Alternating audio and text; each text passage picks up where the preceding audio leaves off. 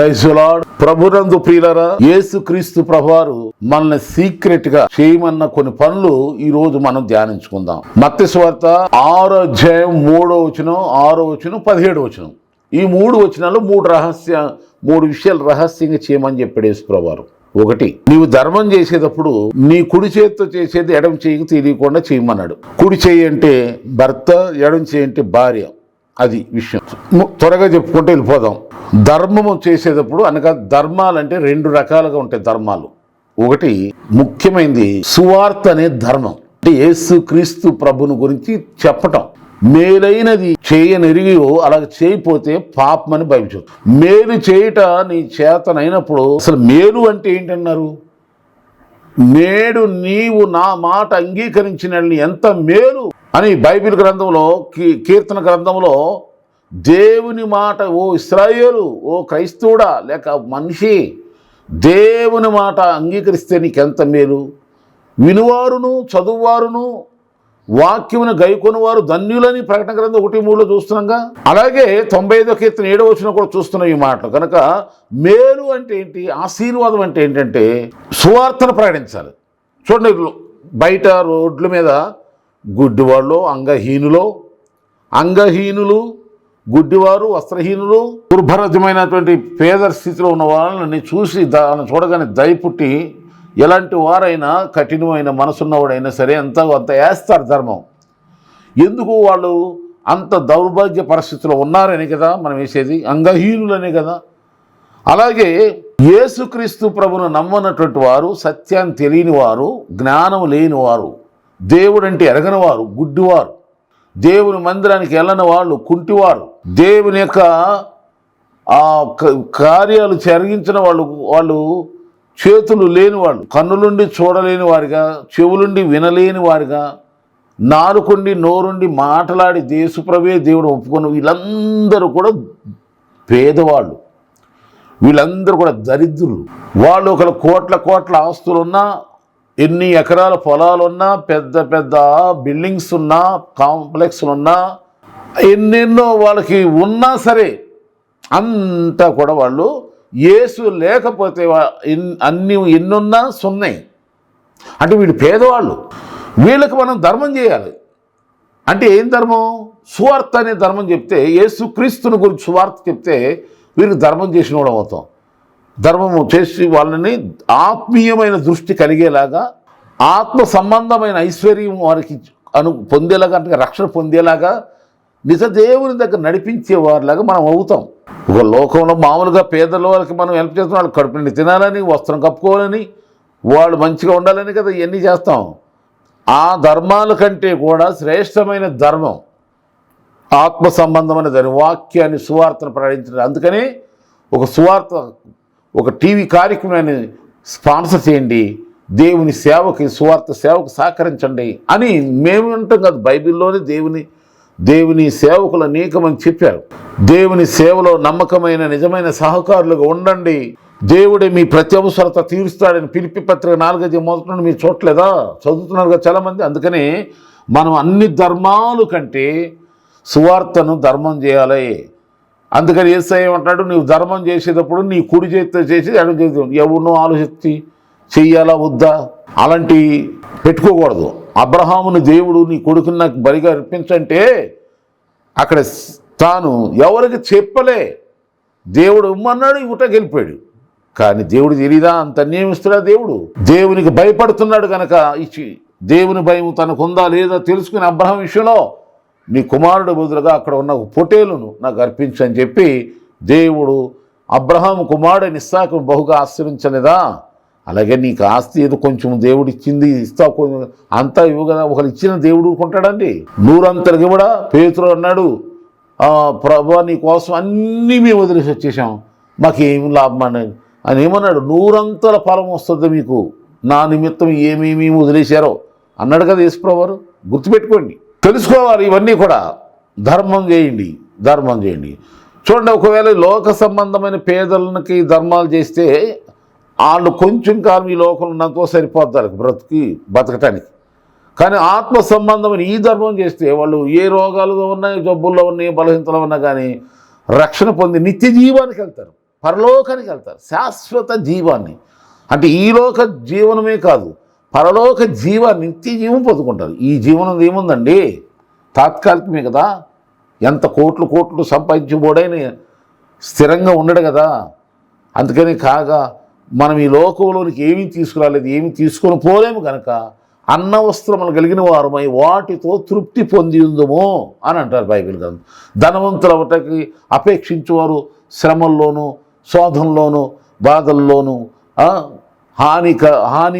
హానికరమైన చేష్టలు గురి అవుతారు. అంతేకాదు చివరిగా వాళ్ళు తమ ప్రాణమును తమ్మును తామే తీసేసుకుంటారు, తమ్మును తామే హాని చేసి చచ్చిపోతారు చాలామంది ధనవంతులు. అందుకని ధనాపేక్ష సమస్త కీడులకు మూలము గనక దేవుడిచ్చిన ధనంతో తృప్తిగా ఉండి అందులోనే దేవుడు నీకు ఇచ్చిన దానిలోనే దేవుని సేవలో కూడా సహకరించు. ఇదే ధర్మం అంటే.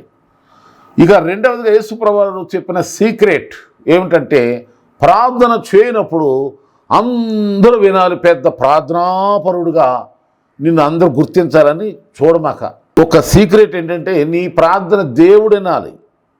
దేవుడికి వినపడేలాగా చేసే ప్రార్థన బలమైన ప్రార్థన. మనుషులందరూ వినేటప్పుడు కూడా చేస్తాం, కానీ బలమైన ప్రార్థన రహస్య ప్రార్థన. మన ప్రార్థన జీవితం అది సీక్రెట్గా ఉండాలి. చూడండి, దేవుడు నీకు ఏదైనా బంగారమో లేకపోతే ఆస్తి ఐశ్వర్యాలు ఏమైనా ఇచ్చాడు అందరూ చూపిస్తారా? అలాగే ప్రార్థన అనేది కూడా ఒక ఆస్తి లాంటిది, విలువైన శ్రేష్టమైన సమయం, దేవునితో గడిపే సమయం. అందుకే ప్రార్థన చేయనప్పుడు గదిలోనికి వెళ్ళి తలుపేసుకుని రహస్యమందున్న దేవునికి ప్రార్థన చేయి, దేవుడే ప్రతిఫలం ఇస్తాడని ఉంది. ప్రార్థనా పరులు అలా ఉంటారు. ఇంకో మాట చెప్తున్నానండి, ప్రార్థన చేసేవాళ్ళు బాగా ప్రార్థనా పరులు అని మనం ఎలా చూసుకోవచ్చు అంటే, పబ్లిక్గానేమో 4 మాటలే ప్రార్థన చేస్తారు, కానీ పర్సనల్గా మాత్రం చాలా ఎక్కువసేపు గడుపుతారు. తెలిసిపోద్ది అక్కడ ప్రార్థనా పరులు ఎవరో. చూడండి, కొంతమంది ఏం చేస్తారంటే భోజనాల దగ్గర ప్రార్థన టైం ఇచ్చినా అక్కడ చూపిస్తారు ప్రార్థన అంతా కూడా. ఆయన ప్రార్థన చేసేలోగా ఈ భోజనాలు కూడా చేసి వెళ్ళిపోయి వాళ్ళు ఉంటారు కొందరు. కొత్త పెళ్లిలో కానీ బర్త్డే కార్యక్రమం, బయట ఫంక్షన్లు, ఇంకా మీటింగ్స్ ఎక్కడ దీర్ఘ ప్రార్థన చేసేసే వాళ్ళు పెద్ద ప్రార్థనా పనులు అనుకోవాలని ప్రయత్నం చేస్తారు. వాళ్ళది నిజమైన ప్రార్థన కాదు. నేను చెప్పట్లా, బైబిల్ చెబుతుంది. నీవు ప్రార్థన పర్సనల్ ప్రేయర్లో ఎక్కువ గడిపేవాళ్ళు పబ్లిక్గా 4 మాటలే. ఉదాహరణ చూడండి, యేసు ప్రభువారు లాజరు చనిపోయినప్పుడు లాజరును బతికించడానికి వెళ్ళగా అక్కడ 2-3 మాటల ప్రార్థన అంతే. వెంటనే లాజరు అని పిలవగానే లాజరు బతికొచ్చాడు. పబ్లిక్ ప్రార్థన రాత్రంతా ప్రార్థన చేసేవాడు యేసు ప్రభువారు, కానీ పబ్లిక్ వచ్చే వరకు 2-3 మాటలే. అది బాగా పెట్టుకోండి. నీ ప్రార్థన జీవితం రహస్యంగా ఉండాలి. మూడవదిగా చూస్తే, మూడవ సీక్రెట్ యేసు ప్రభు చెప్పిన సీక్రెట్ ఏంటంటే ఫాస్టింగ్, ఉపవాసం కూడా ఎవరికి తెలియకూడదు, మ్యాక్సిమం తెలియకూడదు. దేవునికి నీకు తెలిసేలాగా ఉంచుకోండి. మీకు తెలుసు, సీక్రెట్ ఫాస్టింగ్ ఉంటుంది, అలాగే పబ్లిక్ ఫాస్టింగ్ ఉంటుంది. పబ్లిక్ ఫాస్టింగ్ అదగో సంఘంతో చేసేటప్పుడు తెలియకుండా ఉండదు, దానికి మనం ఏం చేయలేం. కానీ మ్యాక్సిమం దేవునికే మనకు తెలిసేలాగా ఉపవాసం ఉండాలని యేసు ప్రభువారు ఈ 3 రహస్యాలు చెప్తున్నారు. ఒకటి, ధర్మం విషయంలో రహస్యంగా ఉండు. మూడవదిగా ప్రార్థన రహస్యంగా ఉండు. మొదట ధర్మం, రెండవది ప్రార్థన జీవితం, మూడవది నీ యొక్క ఉపవాసం జీవితం. ధర్మము, ప్రార్థన, ఉపవాసం, ఈ 3 రహస్యంగా ఉంచుకుంటే దేవుడు నీకు ప్రతిఫలం ఇస్తాడని మనం చూస్తున్నాం. యోహాను సువార్త 7:10 యేసు ప్రభువారు రహస్యముగా దేవాలయంలోకి వెళ్ళాడు, అక్కడ బోధించాడని మనం చూస్తాం. కొన్ని సందర్భాల్లో మనము దేవుని పనులకు వెళ్ళేటప్పుడు, దేవుని సువార్త చెప్పేటప్పుడు కూడా అలాగే ఉండాలి. కొన్ని సందర్భాల్లో కొన్ని ఆటంకాలు వస్తాయి. మనం వెళ్ళే ప్లేస్ ముందుగా తెలియకూడదు.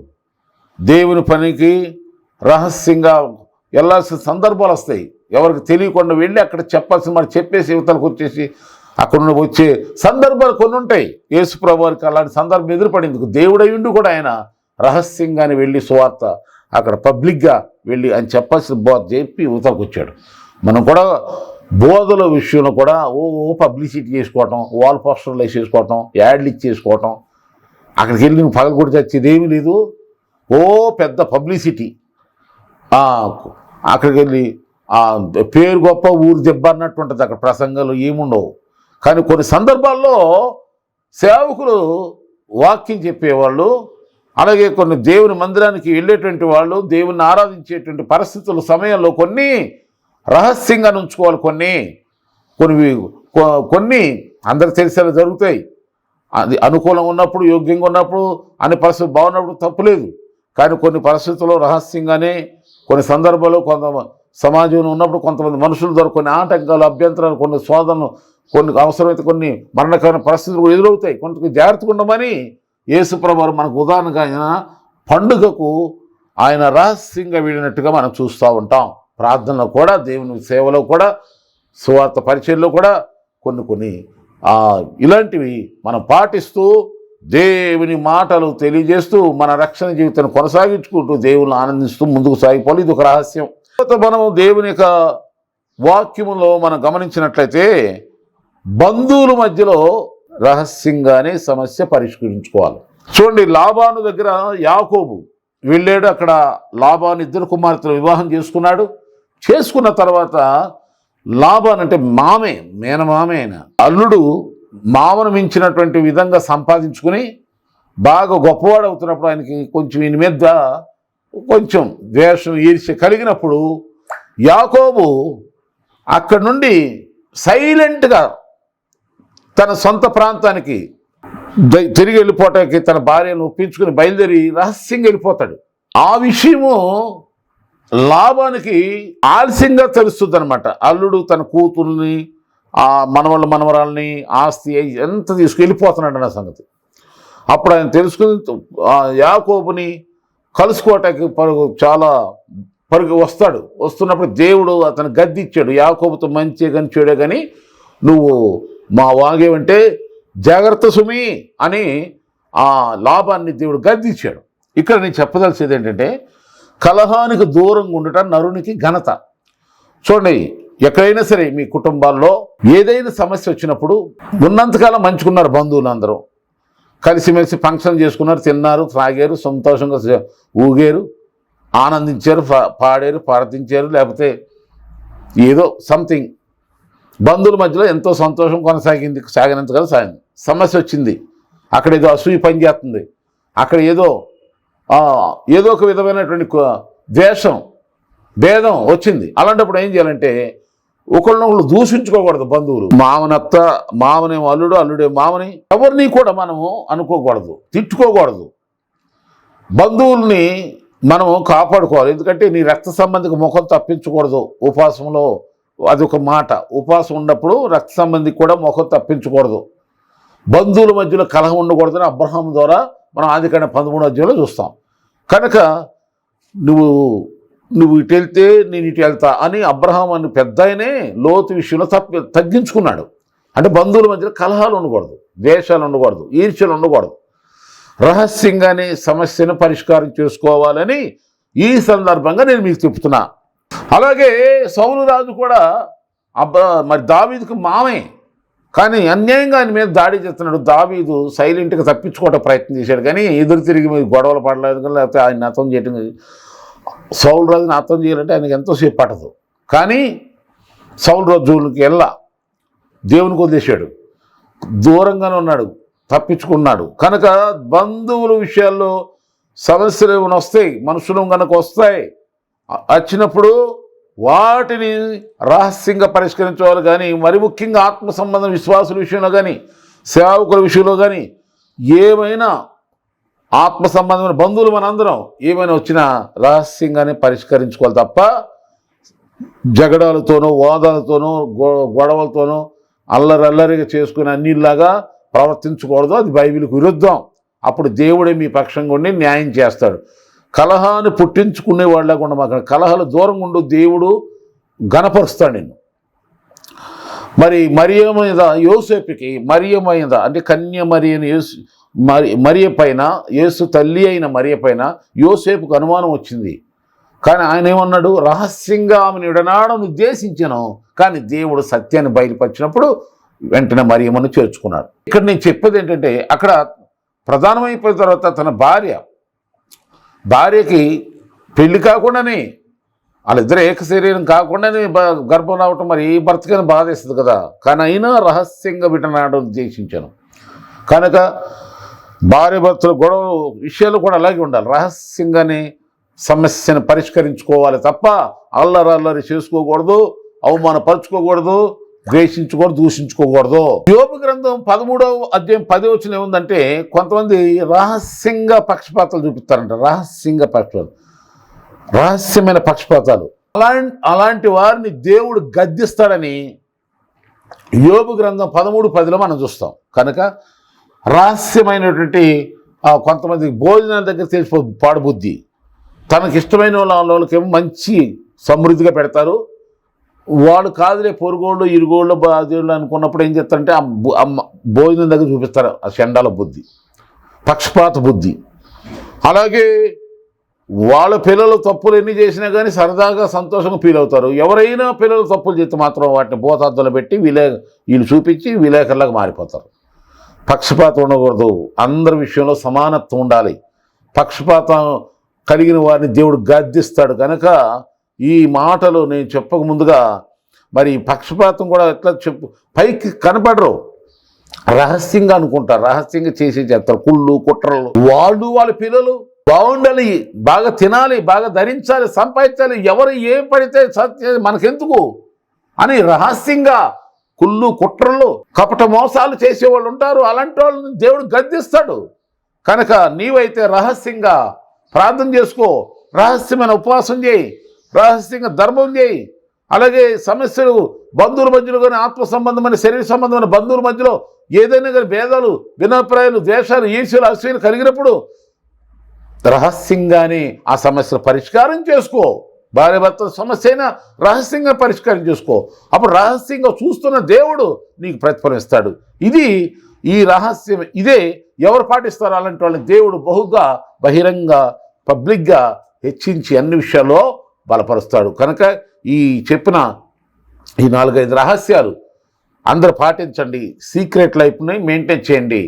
ఈ విషయంలో ఈ విధంగా నేను చెప్పిన భార్యాభర్తల జీవితం గుట్టు రహస్యంగా ఉండాలి. అలాగే బంధువుల మధ్యలో ఉన్నటువంటి ఆ బంధువర్గం కూడా అది కూడా పబ్లిక్గా ఉండకూడదు, అది కూడా రహస్యంగానే ఉండాలి. ఈ సమస్యలు అన్ని కలిసి వచ్చినప్పుడు రహస్యంగా అందరు బంధువులందరూ కూర్చుని మాట్లాడుకుని తింటారు కదా.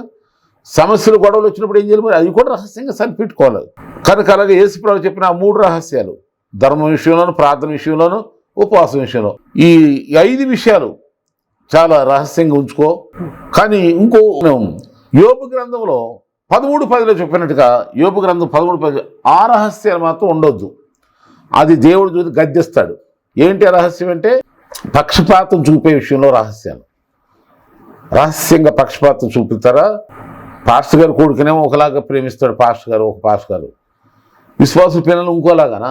పాస్టర్ గారి పిల్లలకి ఏమీ యోగ్యత లేకపోయినా, వాక్యం చెప్పడం కుదరపోయినా, ప్రార్థన చేయటం కుదరపోయినా, సరైన సాక్ష్యం లేకపోయినా పాస్టర్ గారి కొడుకుని బాగా ఇచ్చిస్తారు. అదే విశ్వాసుల పిల్లలు ఎంత బైబిల్ చదివి ఎంత నేర్పు ఆత్మీయుడైనా సరే వాళ్ళకి టైం ఇవ్వరు, వాక్యం చెప్పనివ్వరు, ప్రార్థన చేయనివ్వరు, వాళ్ళని హెచ్చించరు, వాళ్ళని చూపించరు ఎవరికి. ఇదేనా యేసుప్రభు చెప్పిన మాట?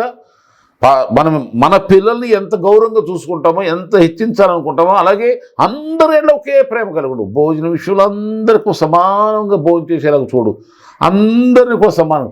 అంతే తప్ప లోపల నీవే నీ పిల్లలే బాగున్నారు, ఎవరు ఉండవు, నీవే అలా అనుకున్నావా దేవుడు గద్దించి బుద్ధి చెప్తాడు. కనుక దేవుడు గద్దించి బుద్ధి చెప్పకముందే నువ్వు ఆ రహస్య పని మానేసి యేసయ్య దేవుని వాక్యంలో చెప్పిన 5 రహస్యాలు నువ్వు పాటించు.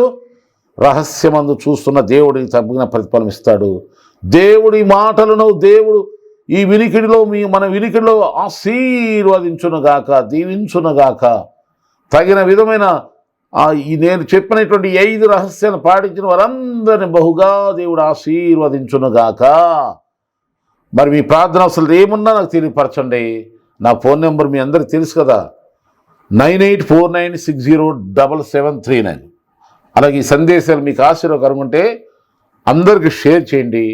ప్రభు మీకు ప్రేరేపణ కలిగిస్తే ఈ ప్రభు పరిచర్యలో, ఈ యొక్క టీవీ పరిచర్యలో మీ సహకారాన్ని అందించండి.